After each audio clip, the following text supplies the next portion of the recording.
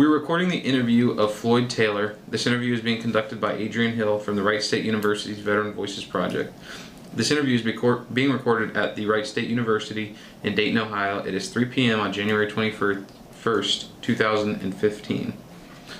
All right. When were you born? I was born here in Dayton, Ohio, 25th of July, 1964. Okay. Who were your parents and what were their occupations? My mother was Doris Taylor, and she was a waitress. And my dad was Emory Taylor, and he was kind of an ace of all trades. Instead of a jack of all trades, he was pretty good at all of them. Mm-hmm. Mainly, he did remodeling, home remodeling, and construction. Okay. Did either of them serve in the military at all? No, my dad was in the National Guard, I guess, for a couple of months. Oh, okay. What about your siblings? Do you have any siblings? I have two brothers. Bill Taylor, who's retired Master Sergeant from the Air Force. Retired. He was one of the guys that locked the gate here at Chanute when they closed it down. And my brother David was a Marine. Didn't graduate tech school, basic. He got out for family emergencies with his wife and kids. Okay. And stepbrothers were Air Force. So, oh, okay. What were their names? Jack Donald Ravine. He was a buck sergeant, stationed in Germany. He did a tour in Thailand and during the Vietnam War. And my stepdad was retired senior master sergeant, and he was actually in when it was still the Army Air Corps when he signed up. And then he did 22 years. Okay. And so he was a radio operator on the Berlin Airlift. Okay. So. So, what were you doing before you entered the service? High school. Okay, so you joined right out of high school. Yeah, I actually did delayed enlistment when I was in high school. So my last year of high school I was actually in the inactive reserve. Drilling on the weekends? No, we had to, once every 2 months, we had to go in and talk to our recruiter and make sure we weren't messing up, didn't get in jail or anything. So. Okay. So what branch did you do? Air Force. You did Air Force. Okay. So and you enlisted. Mm-hmm. Okay. Why did you choose Air Force? Well, my stepdad had a big influence on that, Mm-hmm. And it was at the time, it was one of the most technical ones, and I didn't see myself being on a boat out in the middle of the Atlantic, so mm-hmm. that was the only other option because I wasn't going to be in the Marine Corps for sure. I was 112 pounds when I went in, and I just didn't see myself in the Army. So. Okay. So can you take me to from, let's say, the time you enlisted mm-hmm. to the time you got to basic, like what the how you felt when you enlisted, how you felt when you got to basic, what your expectations to reality was like? Well, my stepdad and my stepbrother kind of told me what to expect in basic, and so I was nervous, but was kind of mentally prepared for it. Mm-hmm. So I had 10 months after I graduated, no, not 10 months, and 4 months after I graduated that I was just kind of, doing summer jobs. And then when I went in, I was 17, and so early 18, 18 by a few months, and they go into there's all shapes and sizes, ages, other guys, and we're all standing around going, oh, what did we get ourselves into? Right. And then we got into basic, and it was a lot of, it was physical, but not like, Marine, Army physical. It was more mental. Can you handle the stress? Can you be stood to be yelled at for 10 minutes while everybody's watching you? Can you pass the academics? Can you tell your left from your right? That kind of stuff. So it was, I think I was more prepared than some of the guys, mm-hmm. because my stepbrother had only been out of the military for a little while. My oldest brother, Bill, was in, and he was kind of, giving me hints on how how to take the yelling and everything. Don't take it personally. It's their job. They want to make sure you can handle it. Mm-hmm. So. Okay. So, did you have any strong emotions going through your head when you first got there? Like, what am I doing? Did I make the right choice? I mean, is that? Yeah, it was the first night. Was that? Oh, what did I get myself into? Right. Because you get off the bus. Well, before you get off the bus, they're yelling at you, Mm-hmm. and you're like, okay, I don't know what's going on now. And then you get out, and they're yelling at you some more. And you're like, okay, you get to go eat. We're like, oh, great, we haven't eaten all day. Mm-hmm. Spent the day flying around in airports.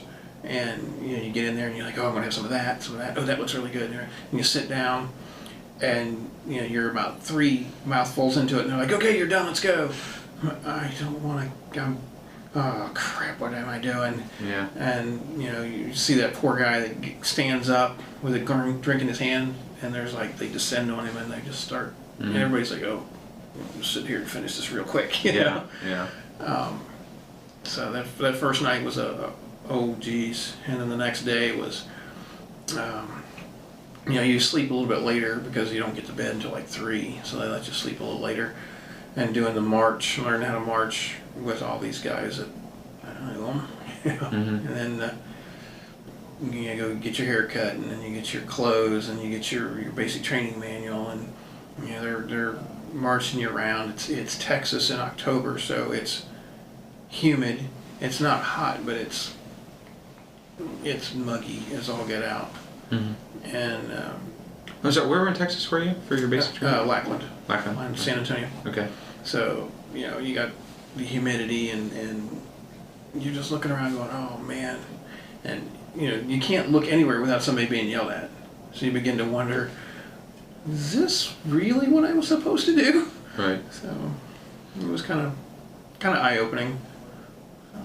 I didn't mind it too much. I mean, I was kind of ready for them to yell, Mm-hmm. So. Okay. Well, do you recall any of your instructors specifically? Like one that I know they always say nobody ever forgets their drill instructor's name, but I don't remember the names. We went through 4 of them. oh, okay. Our first one I really liked. He got transferred. We were his second flight, and we had a guy in our sister flight complain that he was throwing mail because you're not allowed to throw the mail, Mm-hmm. and for us it was a lot of fun because it was like if you sat up front, your letter was going to the back, Mm-hmm. So it was a game, and it was a time that we all kind of relaxed.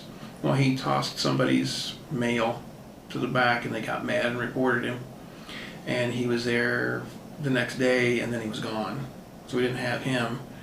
Then we had a replacement for him that he was there for like a week, and then he was gone. Mm-hmm. And then we got this one, is he a master or a tech sergeant? Meanest little Latino lady I ever met in my life. We had this guy really tall, and she would get up, make him bend down so they'd be nose to nose, and she would just yell at him. And we had, I can almost remember his name, but he was an EOD guy. And he had a scar running across his face where he had one detonate on him. And he was probably the one that was the most influential, I guess, because he just laid it out. He's like, you're going into these career fields, and it's all real. He would talk about his experiences being in his job, and everybody's like, whoa, this is, it's not just about, oh, I'm getting my money to go to school. It's you're doing this because you are serving your country. And so he really instilled a lot of pride in people, I think, that were just, I'm just going for school. Mm-hmm. So I wish I could remember his name. But. Yeah, that's right. So what's after basic? Tech school. Okay. What was your Digital subscriber terminal equipment repair, or DUSTY for short. It was 1960s technology that we still had at the time. It was for comm centers. When they used to do the card printouts, those IBM cards. Mm-hmm. We had the card punches for those, the card readers. We had paper tape, ASCII code punches and readers, and page printers. Instead of like now you have the toner and it just prints out. This was on a giant wheel about this big, and it had every letter of the alphabet in random places. Mm-hmm. And I wish I could tell you how many letters there were actually on it, but it would print entire lines by striking it, and it would, just twitch back and forth to get the right alignment. And that was your base comm center back then. So everything was printed out on, either came in on tape and they ran it through the tape reader so it would print out, or it came straight in to the page printer. And that was my first assignment. And I I had a hard time with a common control unit, so I got pushed back 3 months, waiting for the next class to catch up to where I was at. Mm-hmm. I did that, and then involved with that was the crypto gear that we worked on for that particular equipment, and we did learn maintenance on it too. Okay. So that was a lot of fun. Okay. So, basic training and, your tech school is probably kind of a shock going from whatever you were doing before to this military lifestyle, the regiment, the, living with a bunch of guys and food and the social life, everything all together. How did you adapt and adjust? Oh, wow. Well, basic, I think you either adapt or they get rid of you. Mm-hmm. Tech school was different because, you had this giant building that held 500 people, but you were all broken down into rooms of 2. And I was there 9 months altogether, and I went through 4 roommates. Mm-hmm. So it was kind of like having little brothers come in at different times. They would, we have guys that would come in, for a 2-week class, or there was a 4-month class, or there was, I think there was a 3-month guy I had in there, and of course the guy that was the old guy when I came in. So you just kind of learn to figure out what the person's like, and just like going to a job. Then of course socializing. We were allowed to drink at 18 back then, so you'd have a bad day, call somebody, this whatever. You go to the bar and you meet them, hey, I'll buy you a drink, and you just kind of smooth everything out over at the Airman's Club. Mm-hmm. And you just kind of... Is this after basic? No, yeah, it was after basic.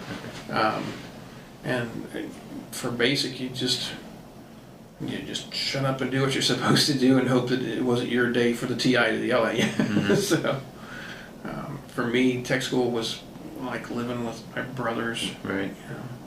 Okay. So let's talk about your wartime service. Where did you serve? In the AOR, I was in Riyadh in Saudi Arabia. Mm-hmm. I was assigned to the 5th Combat Comm, working for the RSAF, Royal Saudi Air Force Command, and there was the RSAF building, and then there was our antenna farm, and then there was our little building that was just probably 400 years old. I mean, it was really dilapidated, and that's where we worked out of. And I wish I could remember the name of the combat. John? No, that's not right. Where we lived at was way outside of Riyadh. It was actually built by the king for their the nomad tribes. Mm-hmm. And they really liked it until they found out they couldn't bring their animals into the buildings. Mm-hmm. So the nomads said, well, thanks, but no thanks. And so they sat empty for a few years until, Kuwait got taken over, and they put us up in there, and we had to, shovel out sand, and the civil engineer guys came in and made sure all the wiring was good, and they got the pump started so we could get water. So it was quite the feat to see this place go from being literally sand-covered buildings to places that we could all be in. Right. Okay. So you were kind of going into one of your stories there, but sorry. Oh, that's all right. I was just here to listen. So when you were, so let's talk about some memorable experiences that you have from that time you spent. Was it strictly Saudi Arabia for the Gulf War? No, I did. While I was there, they sent me to Doha, or Qatar, the city of Doha. We had a flight line that was getting some interference, and I worked with the JUC, Joint Electronic Warfare Center, and had their equipment, and went down and had to check it all out, and found out what the problem was, and then I did my report, and then they took care of it. Okay. But most of my time was spent in Saudi. I did Riyadh, and we drove all over. If there was a problem with any of the, because I did frequency management at the time, and if they were having units were having problems, we would coordinate with them and have the AWACS planes see if they could triangulate the interference. Sometimes it was as simple as somebody's house had a antenna that was not grounded, and they could have been hand operators, or they were watching TV and they just had junk antennas, and it would cause interference. And then there was other times that it wasn't, and we would have to give our report, and gave it to the right people, and there was no more interference. So we had quite a few. Once the air war actually started, because during Desert Shield, it was a lot of just random interference, radio stations, TV stations. Our antennas were too close to civilian antennas, that kind of stuff. And then once the air war picked up, then we started getting intrusion and jamming, and that's when it was probably the coolest part of being a frequency manager. Typically, it's a peacetime. You just say, okay, you can use this frequency for your unit on this base. And, you're going to go TDY. Well, you have to change your frequency to this after I call them to make sure it's okay. But to see in real world, real time application of, hey, there's this jamming, there's this intrusion. These are the things that we talk about that you don't really see, and then to actually see them, and then to go, okay, what was I supposed to do? And you start doing all the stuff that you trained for that you never thought you would do. It just kind of comes to you. And they called me MIJI Man, M-I-J-I, Meeting Intrusion, Jamming, Interference. And because I got all the reports, and then I coordinated with the AWACS and the other units that were in that same area to see if they were getting it too. So I just kind of got that little moniker because I got all the stacks of paperwork that had to go through and go, well, that's junk and that's junk. It was pretty cool. Okay. So you had enjoyed doing that, your deployment then too? Yeah. It's that old saying, it was the worst of times, the best of times.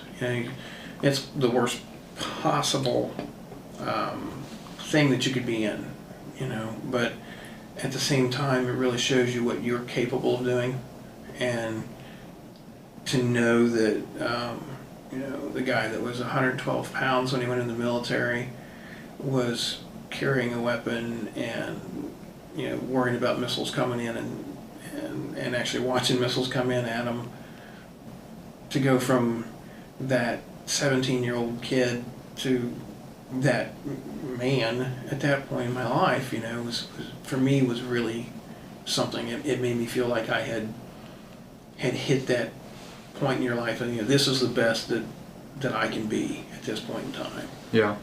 What that's really good, that piece right there. But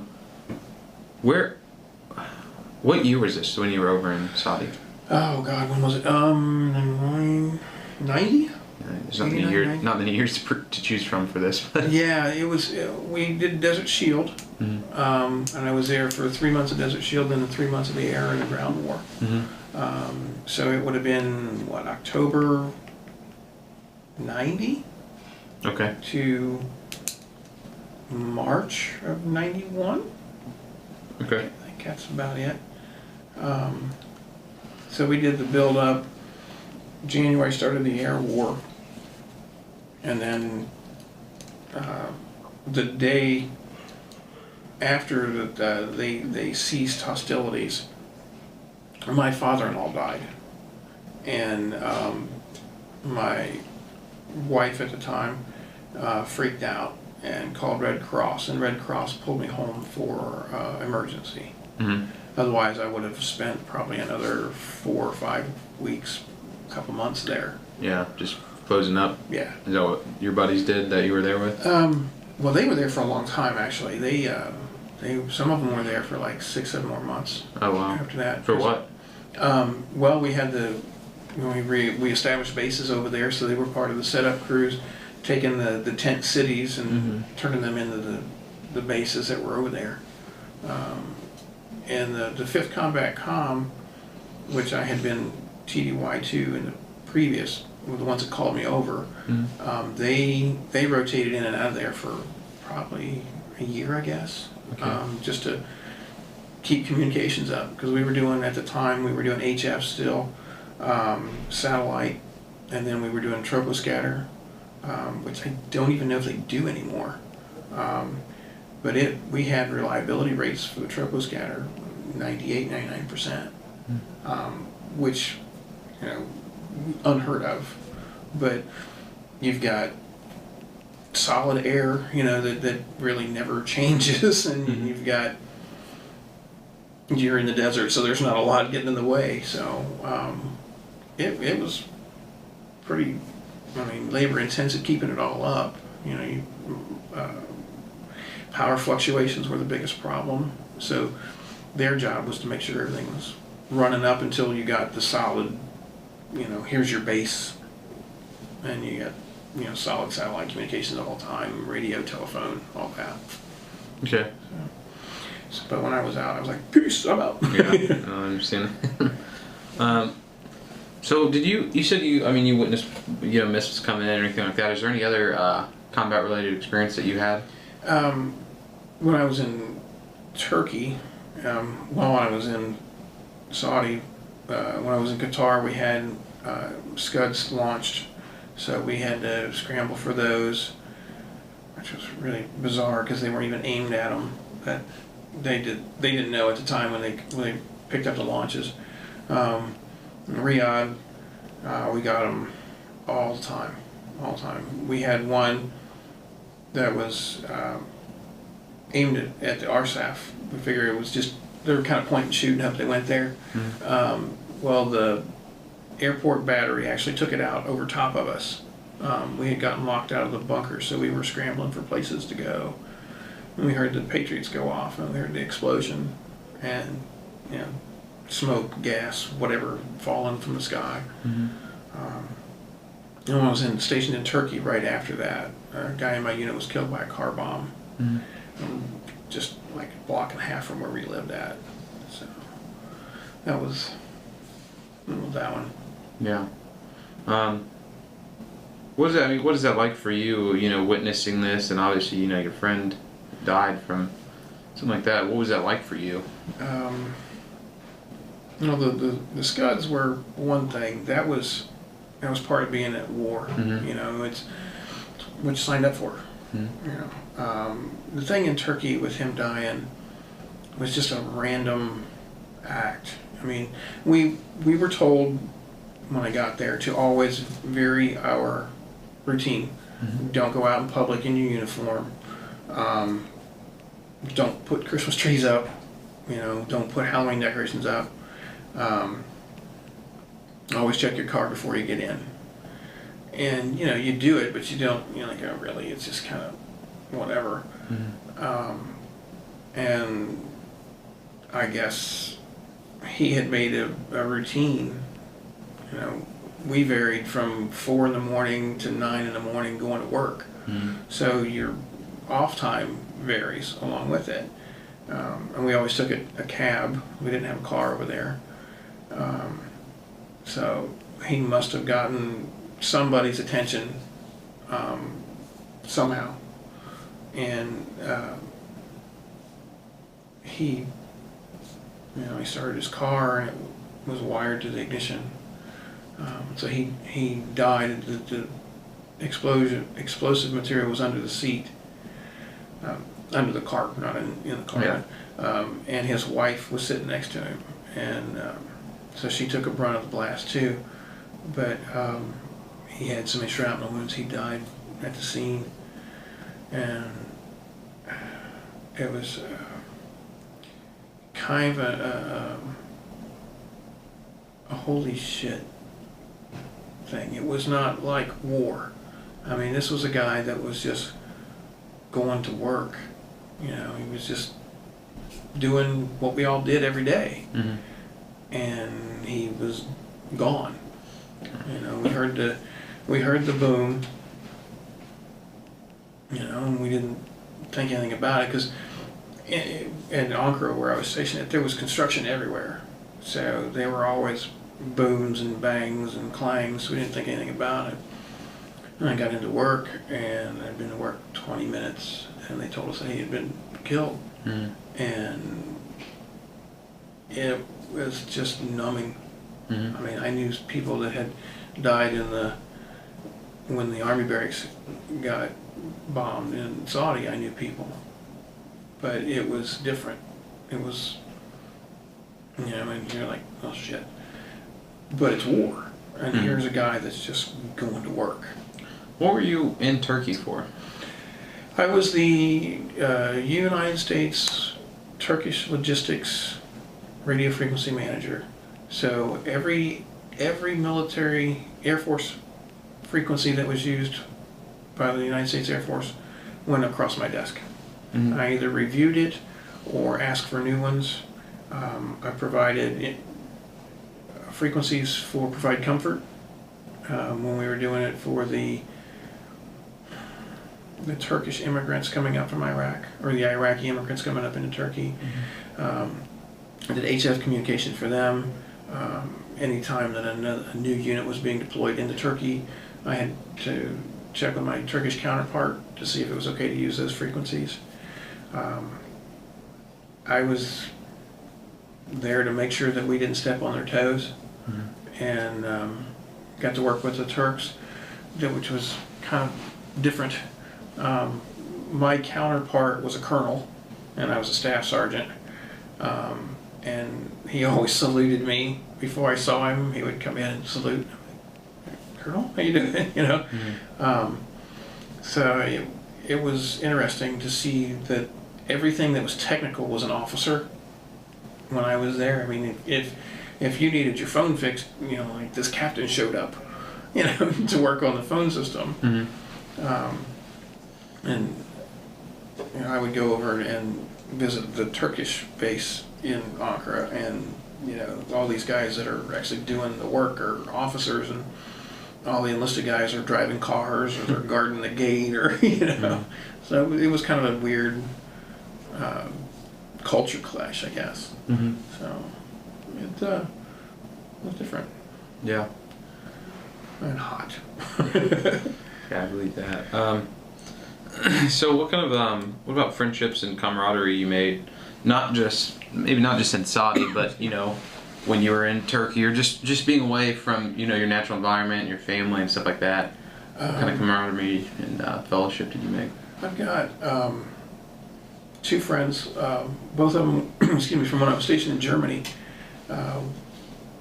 Gosh, when was that? 85. We met in our NATO tech school, and one was my roommate and the other one was just in my class. We're still friends today. I mean, we talk probably every couple months, talk on the phone. Another kid that I was stationed with at Chinook, we talk on the phone with him. He's actually a nurse practitioner, and this is a guy that you would have never thought would be anything but an admin guy. Mm-hmm. So it was kind of cool to see him. There's a staff sergeant that I was stationed with that were Facebook friends, you know, and it's just, that's mainly just sending the goofy stuff back and forth. Right. As far as people that I was in Turkey with or Saudi with, it's like Facebook friends, you know, like, oh, I know you, you know, here's something funny, here's something funny. Not a lot that way, but the people that I lived with at the bases, I'm friends with. My original NCOIC from California, last year he passed away, and his wife sent me the information to let me know. So, I mean, there's some that I keep up with. Saudi was just a blur, you know. At times, you know, we had 3 people that did my job, and we had 3 shifts. And if you did your mid shift, you worked 6 hours with the morning guy and 6 hours with the afternoon guy, and you know, that was just always rotating. And the guys that we hung out with in the barracks that we had built, you know, they weren't in my unit. You know, they were just guys that got shoved into the building. So it was like, I have no idea where they all went to. So. Okay. How did you stay in touch with family when you were in Saudi? Well, they had phone calls. They had just, it was it AT&T, I guess? Said set up landlines to all the buildings through the military base, through the military switch, and we could talk to them on the phone. And everybody usually talked about 10-15 minutes a day if they could, you know, if they were off. A lot of letter writing, there was a gentleman that you know, any soldier mail that they started up back then, you know, they hear everybody take a letter, you know, these people are wishing you well. You know, took a letter and we replied to it, you know. Never met the guy. He lived in Texas, and I would get a mail from him like once a week. Family usually once a day. You know, there would be days when I guess the mail would pile up and you would get it all at once. But it was usually, the majority of it was through the mail. The internet was not a thing, you know. Well, the internet we had was military. You know, nowadays the guys, they get on their phones and they can text from anywhere in the world, you know, hi honey, I'm fine. You know, we didn't have that. We had, I hope I get a letter today. Yeah. So it was a lot different than it is today. I mean, people are able to stay in touch better now. Okay, what about, besides, you know, making phone calls and writing letters, what else did you do in your off time for recreation? I read a lot. We had, people would donate books in, you know, just tons and tons of boxes. And, what's the name of it? The Destroyer, Remo Williams. I probably read 10 or 15 of his books. Oh, okay. Learned how to make moonshine, which was not good. Yeah, you know, we had the AFARTS radio, which was a box about as big as this room, and they had probably 15 cassettes, and they played them over and over and over. So a bunch of people said, hey, why don't we write home and have them send us cassettes, you know, because you could only play the same song so many times before you're like, I'm done. I can't do this anymore. Granted, it was a low power radio. It was just enough to cover the compound. But still, you're like, oh, come on, man, something different. Because if you played this song, you knew what the next song was. Right. So one of the guys organized to get some cassettes. So we all wrote home, and we brought this big box of just music. We're like, dude, here, something different. Just pick anything. And slept when you could. That was usually the big thing. You go, they had a BX is what they call it, but it was basically stuff that the AFI sent, and they had it in a room in the building, and you just went in and it was all cash. You know, here's toothpaste for a quarter. You know, here's deodorant for $1. There was nothing really established until probably 4 months in, and then they started getting the actual, hey, we're going to be here for a while, so they started bringing in the BX stuff, and you know, you could actually get, excuse me, like a Twinkie, you know, or a donut. They brought in people for haircuts. The Filipinos, best haircut I ever had in my life. The guy did it all scissors, and gave a neck massage, a head massage, and about put me to sleep. And you know, guys that hadn't had a haircut in 3 months are going, "This is awesome." Yeah. And he's charging like $5, and we're like, "Ain't a massage here? Here's 10. You know, Yeah. just keep doing the massage part. I'll be fine."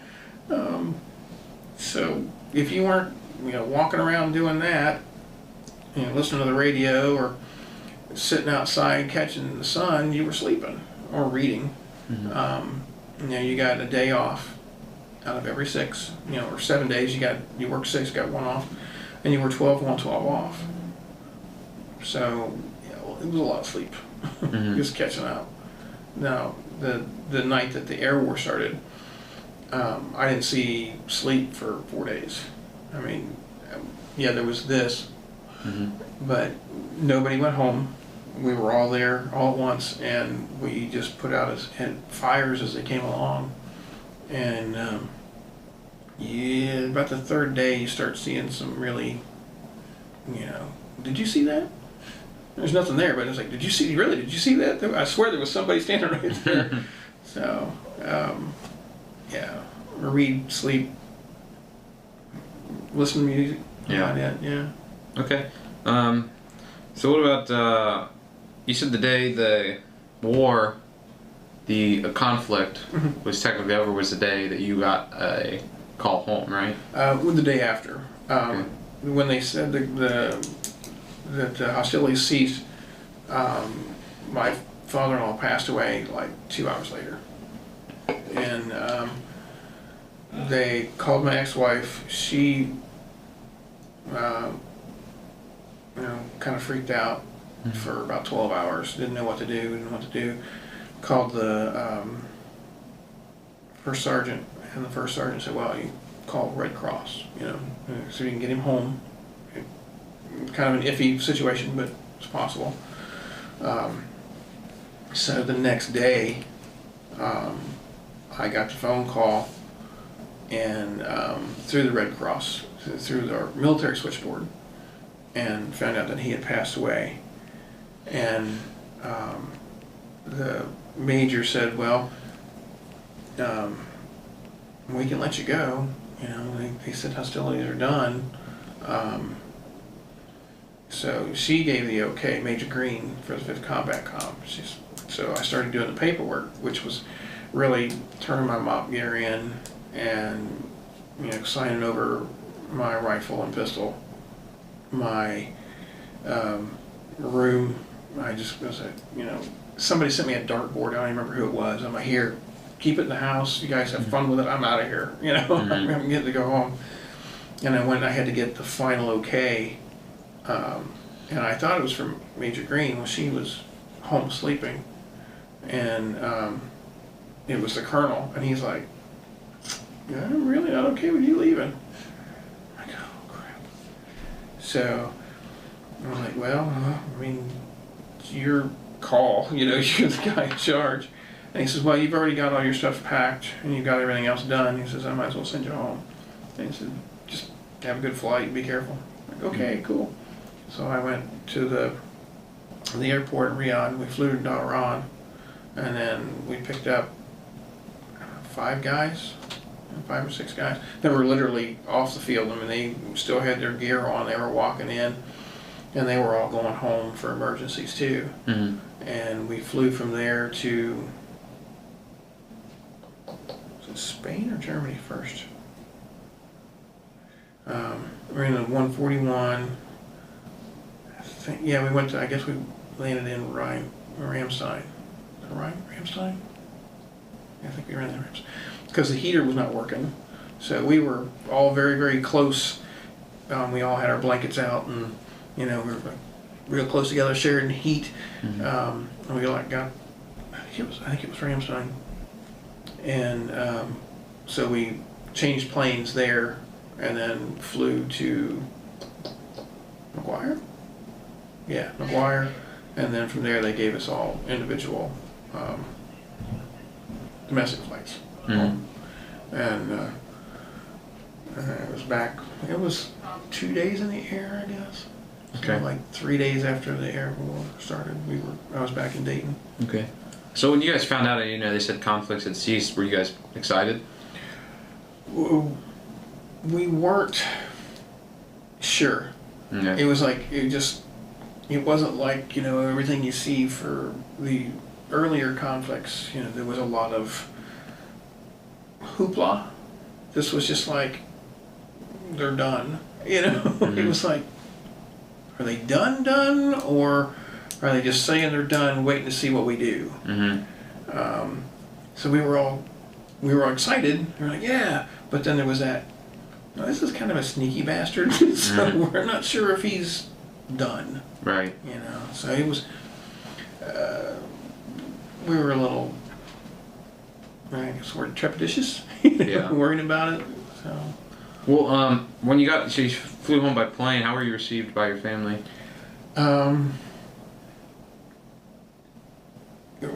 Real well. They were all happy to see me. Of course, the wife was ecstatic. My mom was real happy, and my dad was really proud. Well, Okay. So what about, you get back home, and then how long before you went to Turkey? let's see. I was home 2 weeks in Dayton, and I went back to Vegas, to Dallas, Mm-hmm. and then we got there on a Friday, and then they said, "Well, hey, you're back. The base commander authorizes a 2-week leave." Awesome. So hear me out. I got a month off now. And that next Monday I get a phone call. Hey, you got orders. Cool. Where am I going? Turkey. I'm like, it's real funny. Where am I going? Oh, you're going to Turkey. I'm like, no, I'm not going to Turkey. I said, you got to be kidding me. So I went and signed for the orders, and I went from there over to the base chaplain and talked to him. I said, you got to get me out of this. There's no way I can go to this. Mm-hmm. These people were just trying to kill me. There's no way I can go back over there. So he set me up an appointment with a psychologist. So I talked to him, and I told him, I can't do this. There's just no way. He's like, well, what do you mean? I'm like, if I was to walk out the door right now and I saw one, I would hit him with a car. I said, you can't send me there. Oh, you just need to get over it. You'll be fine, So he put fit for duty. So I was like, awesome. And then I go for my initial out brief. This are the things you need to do before you go. They said, well, usually you get 6 months. You have 90 days. I'm like, wait a minute. Not only are you screwing me out of my leave, you're telling me I've got 3 months to get everything ready to go over there? Awesome. So my initial interview turned into, here's your checklist of stuff you got to get done. And here's the checklist of stuff your wife's got to get done. Oh, God. So, here's a girl that's never been out of the States that's got to go and get a passport, and she's got to get, her shots and all her stuff. And then I've got to do all of my stuff that's supposed to take, 4 or 5 months to do, compressed into 3 months, and still work at the same time, and deal with the fact that, okay, how are you assholes sending me over here on top of all that? So it was a real rough time trying to cope with the fact that I still had to go over there after I had just got back. Yeah. I kind of felt betrayed. Well, how long were you in Turkey? I did 9 months. I was supposed to be there for 2 years. Mm-hmm. Clinton had just taken office and did the early outs. Oh, okay. And I was like, the guy in my unit's killed by a car bomb. Excuse me. We've got our Air Force OSI is giving briefings of, since I was headquarters, giving briefings of, we're being watched for possible attack on the base, because Ankara is, I think it's like a mile around, maybe a half a mile. It's not very big.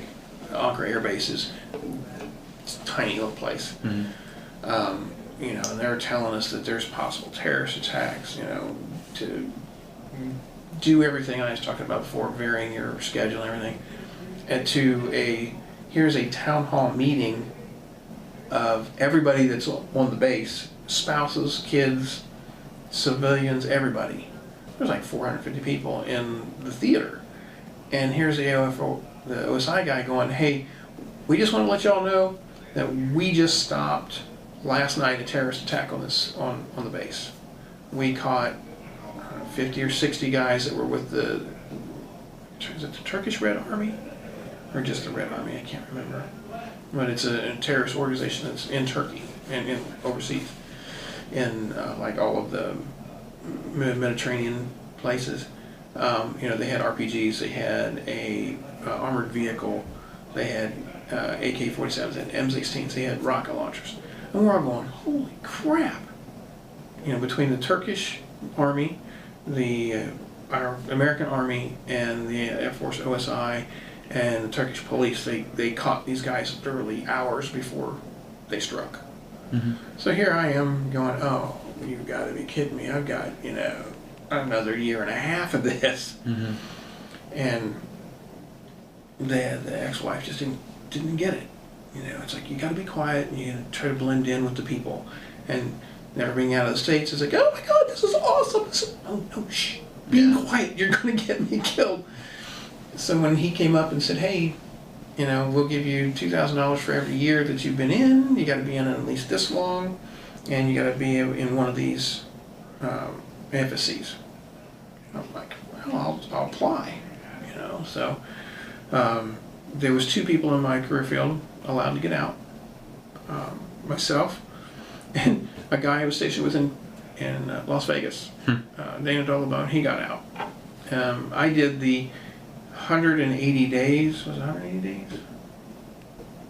90 days. Whatever the shortest amount of time was that you were, from the day that they said okay to the time that you could get out, I took the shortest amount of time. Because I was like, there's no way that you guys are going to get a second chance to kill me. Yeah. You killed a guy in my unit that I knew, and now this guy's telling me that you stopped a terrorist attack?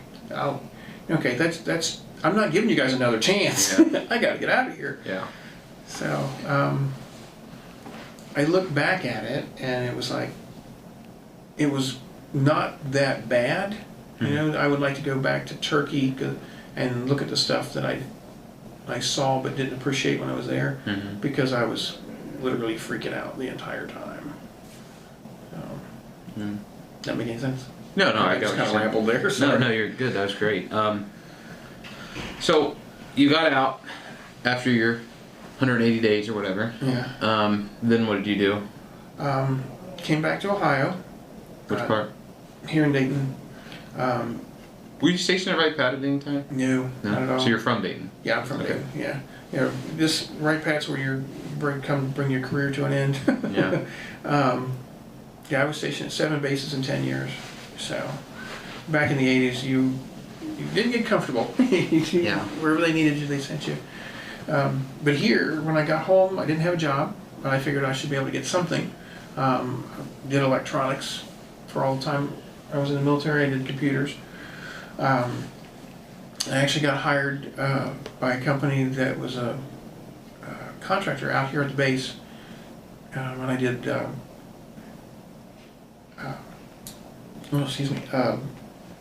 wiring for it was field service enhancement team. The internet was just coming out, and they were trying to wire everybody up. Yeah. So we ran coaxial cable, Cat 3, Cat 4, Cat 5, Cat 5e, fiber to the desktops. Anything that they needed to wire in the computers on the base, we did. There was probably 3 buildings I haven't been in on the base at the time.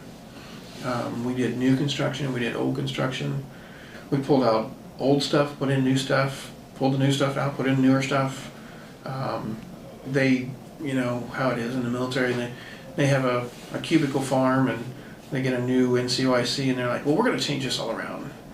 So we would go in with the furniture guys as they were rearranging the cubes. We would pull our cable out, and then they'd get everything set, and then we'd have to rewire everything in. We did servers, we did routers, anything and everything. We designed, installed, and maintained computer systems. Mm-hmm. I did that for 7 years, and then there was a layoff. January 2nd, 2000. Welcome to the new millennium. By the way, you're fired. Well, you're not fired, you're just laid off. The 10-man team, they laid 7 of us off. And then I discovered the wonderful world of retail. So that was the welcome to the new millennium. Here's a pay cut. So did you ever get back into that field? I dabbled in it a little bit, but there was so much politics within the company. They had lost the contract for what I did, and another company took over, and it was just really bizarre. I mean, it was like all these hoops to try to jump through to get back into doing what I was doing. And then they had a completely different company do it, and they tried having the civil engineer guys do it. These guys don't know what a computer cable is. You know, Yeah. they pull an electrical cable, so they tried pulling it like you pull electrical cable, and that didn't work. So they went back to, you know, private company again, and I never got back into it. Yeah. I just started focusing on other things. So now you're doing going to school for Rehabilitation services. rehabilitation services. Okay. Yeah, I'm hoping to get get through it and get my master's in counseling. And you're going on the GI Bill right now? No. You only have 10 years to use the GI Bill after you get out, and I wasn't told that when I got out. So yeah, my benefits went away.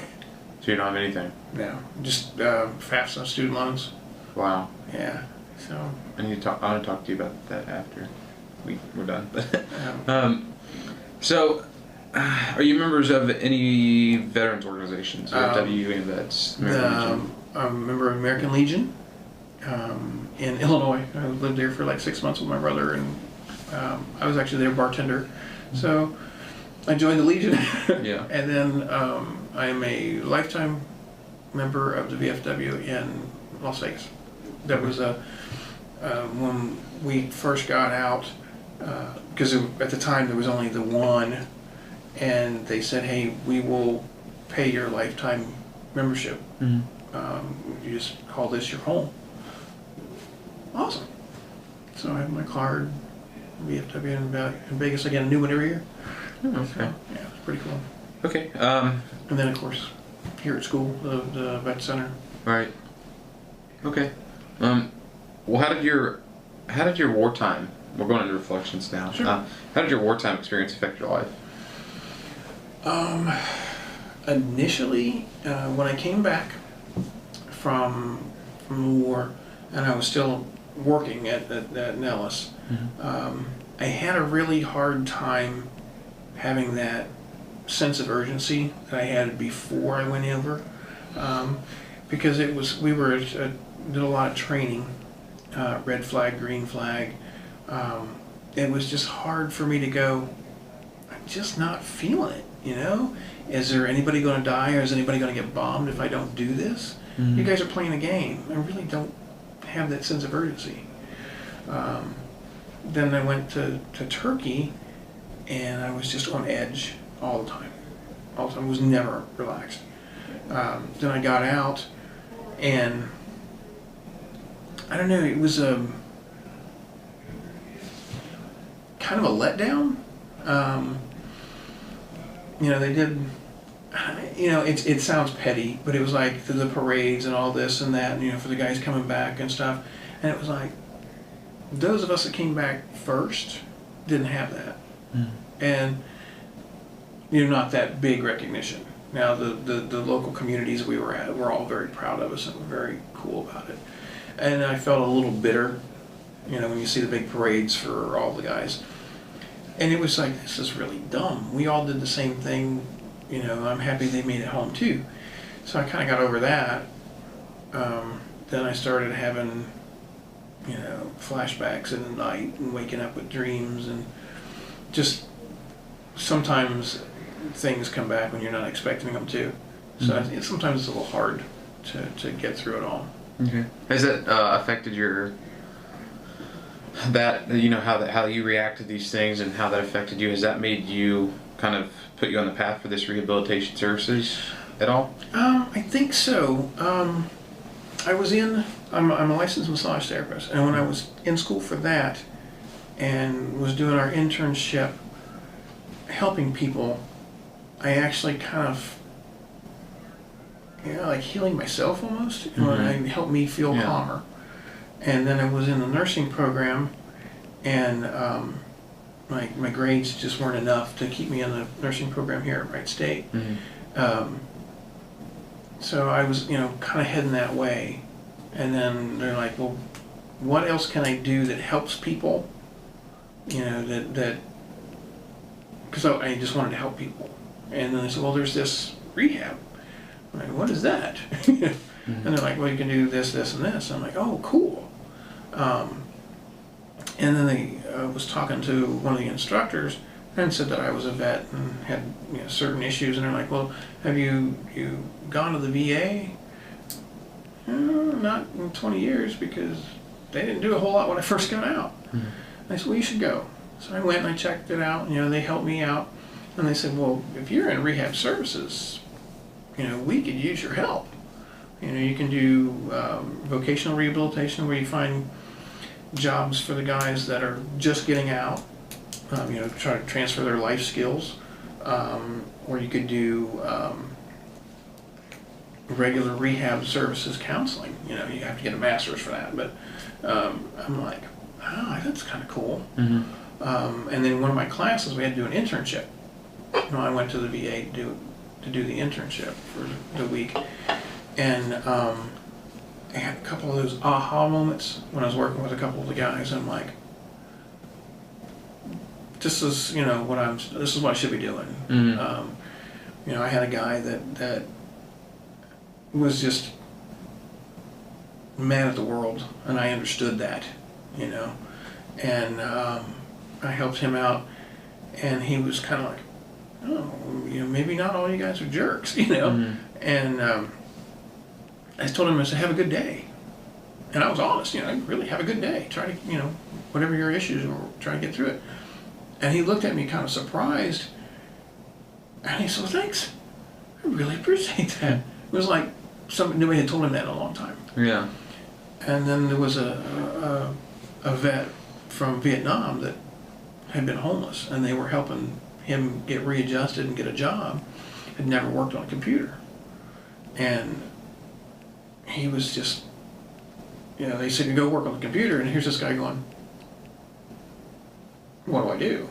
And so I was like, you're looking confused. What do you need? And I showed him, I said, this is how you do it. I said, what are you looking for? I said, okay. And we just walked through it for like 3 hours. He typed his resume up, and we got him set up on the job section that they require him to go into. And he applied for like 3 jobs, and he's like, oh, I gotta type all that resume all over again. I said, no.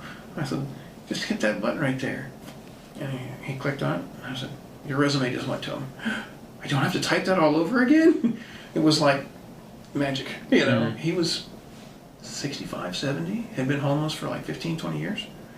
And, it was that kind of I don't know, the feeling for me was awesome, but to see the look on his face was even better. It was like, this is what I need to do, Yeah. So when I graduate, that's where I want to work at. That's what I want to do. Okay. So what about how has the military impacted your feeling about war, the conflicts we've been in, the ones we're in now?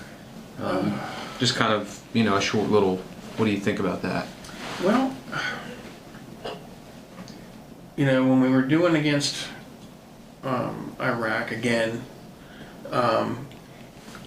it was like, if we could have just taken the head of the serpent when we were there. Mm-hmm.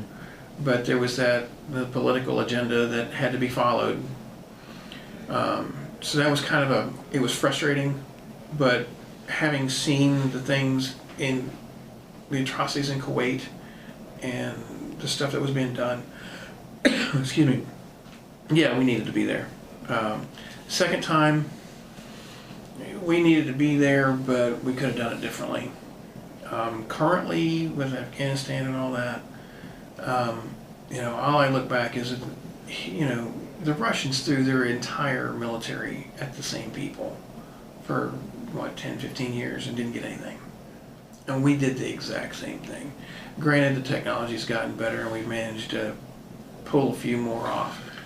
But you're going against a doctrine that goes back thousands of years, and these people are radicals. Mm-hmm. You can't kill an idea, mm-hmm. and that's the problem. You can kill the people, but they've already infected how many others with their philosophy. Mm-hmm. So it's going to be something that's just not going to go away. Yeah. There's too many of them.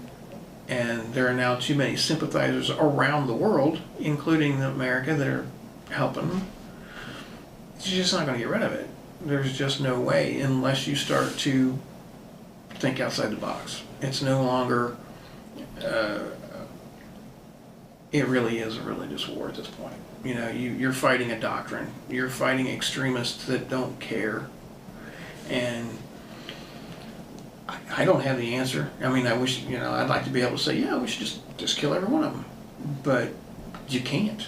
It's not like you have a defined, everybody above the 33rd parallel is a bad guy. Mm-hmm. No, it doesn't work that way anymore. They're everywhere, You never know if there's one down the street from you. I mean, you've got people that are integrated into society for years now. And they're suddenly, shooting people in Paris and blowing shit up everywhere. Mm-hmm. It's not a conventional war. It is literally guerrilla terrorist war that there's not going to be an end to it. Yeah. Okay. Well, is there anything else, like any kind of message you would want to leave for anybody else viewing this or future generations? Any kind of message? Yeah. If you go into the military, go in for the right reasons. Don't go in for education. I mean, that's part of it. But go in because your heart tells you to, and that you're trying to make a difference in the world, either for yourself, your family, your country. Don't just say, well, I'm just doing it for an education, and not put your heart into it. Because if you go in, you're a hero. You've done more than 90% of the country's already done. So be proud of that fact. Okay. Well, Floyd, thank you for your service and thank you for doing the interview. You're welcome. Thank you.